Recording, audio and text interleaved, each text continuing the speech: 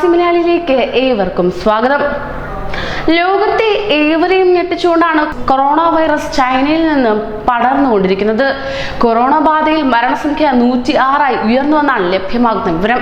രോഗബാധിതരുടെ എണ്ണം 4000 കടന്നു. സ്ഥിതിഗതികൾ വിലയിരുത്താൻ ലോകാരോഗ്യ സംഘടന ഡയറക്ടർ ജനറൽ ചൈനയിൽ എത്തിയിട്ടുമുണ്ട്.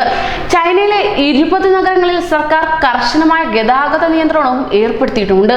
അങ്ങനെ ലോകത്തെ ഏവരെയും ഞെട്ടിച്ചുകൊണ്ടാണ് കൊറോണ വൈറസ് അതിഭീകരമായ കാഴ്ച പടർത്തുന്നത്.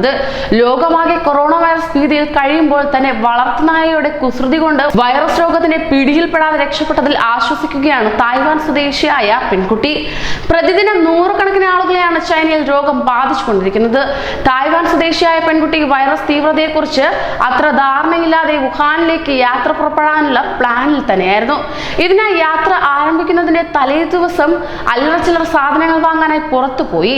തിരികെ വന്ന പെൺകുട്ടി കണ്ടത് കടിച്ചുപറിച്ച് കഷ്ണങ്ങളാക്കിയ തന്റെ പാസ്പോർട്ടായിരുന്നു. പെൺകുട്ടിയുടെ അരുമയായ പട്ടിക്കുട്ടിയാണ് പാസ്പോർട്ട് ഈ പരുവത്തിലാക്കിയത് തന്നെ.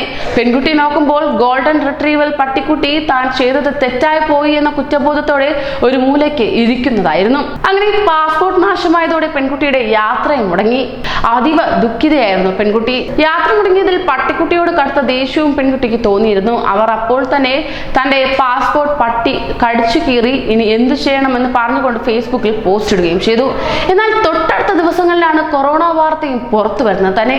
ആളുകൾ മരിച്ചുകൊണ്ടിരിക്കുന്നതായി അറിയുകയും വൈറസിന്റെ ഭീകരതയും മനസ്സിലായതോടെയാണ് യുവതിക്ക് തന്റെ പട്ടിക്കുട്ടിയുടെ കുസൃതി തന്നെ രക്ഷിച്ചത് ബോധ്യമായത്. എന്തായാലും പട്ടിക്കുട്ടി കാട്ടിയ കുസൃതി അവസാനം യുവതിയെ രക്ഷിച്ചിരിക്കുകയാണ്.